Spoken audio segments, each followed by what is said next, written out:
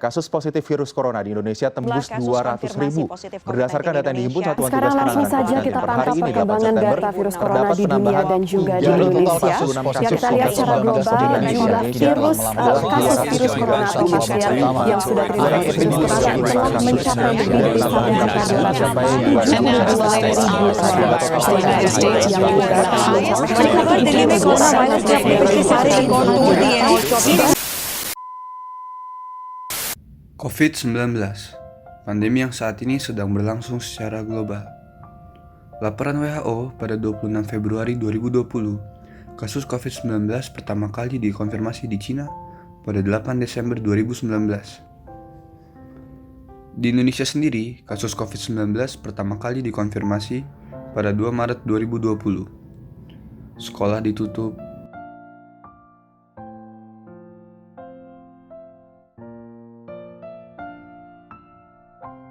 pusat perbelanjaan ditutup,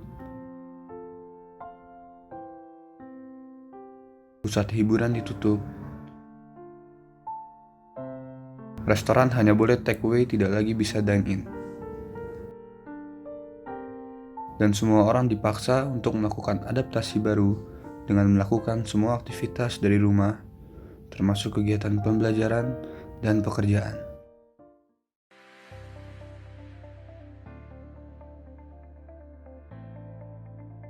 Menurut saya sih Ada rasa enak dan gak enaknya. Karena kita nggak bisa berinteraksi juga sama teman-temannya. rasanya kurang enak ya, karena kan ini pelajaran jarak jauh, jadi gurunya menerangkannya tuh kurang jelas. Rasanya work from home, kita semua harus punya self inisiatif dan self motivation yang tinggi supaya kita tetap dapat produktif dan dapat memenuhi mencapai target pekerjaan dan deadline yang sudah ditentukan. Kalau kendala pasti ada ya. Untuk kendala selama PJJ atau WFH ini pastinya ada. Kendalanya cuman paling sinyal sih. Pemborosan uang untuk beli kuota, dari yang disampaikan tuh kurang jelas. Males, mager, yang kadang tiba-tiba muncul padahal kita harus ngerjain tugas, harus belajar, harus latihan. Semua sangat bergantung kepada teknologi dan kepada sinyal provider. Kadang-kadang karena sinyal providernya kurang lancar sehingga menyebabkan kurang lancarnya juga komunikasi dari dua arah dengan kolega yang berada di lain tempat. Untuk pengaruh mental selama PJJ atau WFH ini, mood jadi naik turun. Kadang stres ya. Enggak sih ya. Menurut saya ini semua tergantung kepada bagaimana kita mengisi hari-hari kita. Banyak hal yang bisa dilakuin gitu. Jadi kan kalau misalkan diem aja bisa bikin stres atau mikirin yang lain. Jadi mendingan kita tetap ngelakuin kegiatan gitu. Bisa dengan membaca, bisa dengan berinteraksi dengan dunia luar melalui teknologi, dan juga bisa tetap saling berkomunikasi secara digital. Harapan saya buat kedepannya sih semoga pandemi ini cepat hilang. Dan bisa bertemu dengan teman-teman sama guru dan bisa beraktivitas seperti semula. Dan semoga saat kita sudah bisa kembali beraktivitas normal, kita bisa menjadi pribadi yang lebih baik lagi. Semuanya tetap sehat. Work from home ini bisa dijadikan suatu alternatif bahwa kita tidak harus bekerja di suatu tempat khusus, tetapi kita bisa mengerjakan pekerjaan kita dari banyak tempat. Dan ini tentu saja bisa menghemat waktu dan juga menghemat biaya. Setelah mewawancarai beberapa orang, dapat disimpulkan bahwa pandemi ini sangat berpengaruh terhadap kesehatan mental kita. Selain mempengaruhi ekonomi negara kita, ternyata dampak lain yang ditimbulkan dan kerap dianggap tabu oleh masyarakat, yaitu kesehatan mental.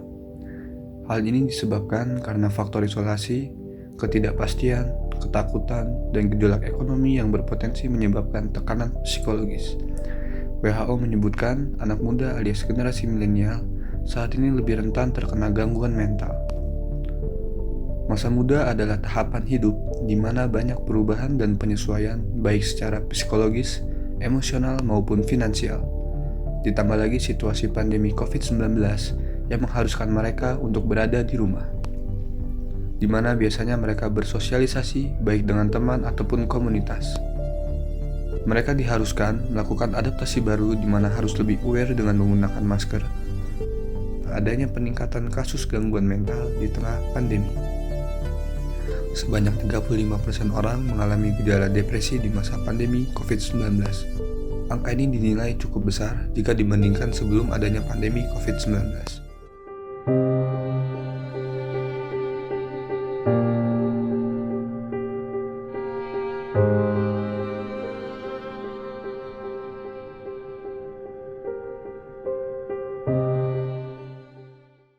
Kira-kira kalau dari kakak ada tips gak kak buat kita-kita nih, biar kita nggak terlalu parno sama COVID-19? Oke, sebenarnya kita perlu sadari sih bahwa saat ini masih COVID. Angkanya masih tinggi, masih 1000-an. Tapi kita perlu sadari bahwa saya saat ini, misalkan lagi di mana, saya saat ini, saya sehat gitu ya. Saya dalam keadaan aman. Dan juga sadar kalau sudah banyak orang yang membantu gitu. Kita semua kan lagi berjuang semua ya. Jadi kita pahami bahwa udah banyak kok yang concern di COVID ini gitu. Udah banyak juga kok yang sembuh dan pasti nanti juga angkanya kan menurun gitu. Kita cemas tentang COVID. Jadi saya sadar bahwa saya cemas gitu. Jadi kayak ngobrol aja sama diri sendiri gitu. Karena mungkin di sini kita masih nggak tahu sampai kapan. Jadi mungkin berpikirnya bukan targetnya kapan gitu, tapi kita berpikir bahwa saya bisa kok melewati proses ini. Buktinya sampai saat ini saya masih bertahan. Berarti saya masih bisa gitu. Saya hebat, saya kuat. Ketika memang kita anxiety, kita butuh untuk mengeluarkannya gitu. Jadi jangan disimpan sendiri kalau misalkan kamu lagi parno gitu. It's okay gitu. Itu bukan hal yang harus kita hindari ketika COVID ini, karena itu parno itu hal yang wajar pada saat ini. Gitu. Pesan dan harapan kakak nih kak untuk para kaum millennials. Untuk milenial kan kita sekarang udah sangat kritis gitu kan, kita udah mulai cari tahu banyak informasi gitu. Aku yakin kok pengetahuannya lebih banyak gitu, tapi kita harus nggak apa-apa kok hubungin langsung mental health profesional gitu, atau kalau misalkan ke media sosial yang concern mental health, kita harus cari tahu dulu itu sebenarnya latar belakangnya bener nggak sih psikologi gitu. Ayo jangan malu untuk hubungin psikolog, karena kita maksudnya untuk psikolog ini bukan hanya untuk orang sakit jiwa gitu, enggak kok gitu. Nah, tadi kan Kak Rifka sempat menyinggung sedikit nih tentang Kak Rifka punya platform Instagram ya Kak. Nah, kira-kira nih kalau misalnya kita tuh pengen mengakses platform tersebut, caranya gimana sih Kak? Boleh nggak Kak di-share di sini? Ya, platformnya baru di Instagram ya, jadi kamu tinggal cari aja di pahamdiri.id gitu, nanti follow. Ya, biasanya kita ada, kemarin tuh sempat ada IG live, dan waktu itu sempat kita sharingnya tuh offline sih ya, tapi selama pandemi ini nanti kita akan ada lagi kegiatan secara online kayak gitu, dan baru-baru ini memang kita lebih ke konten-konten Instagram kayak gitu. Kita juga di latar belakangi selain dari S1 psikologi, kita juga ada psikolognya. Jadi jangan khawatir dengan konten-konten kita maupun kegiatan-kegiatan yang kita sharing, karena semuanya udah based on psikologi dan udah ada psikolognya. Dan kamu bisa email di bio pahamdiri.id, itu ada emailnya. Jadi kalau misalkan kamu mau tanya lebih dalam lagi atau mau konsultasi dengan psikolognya, bisa lewat email tersebut. Gitu.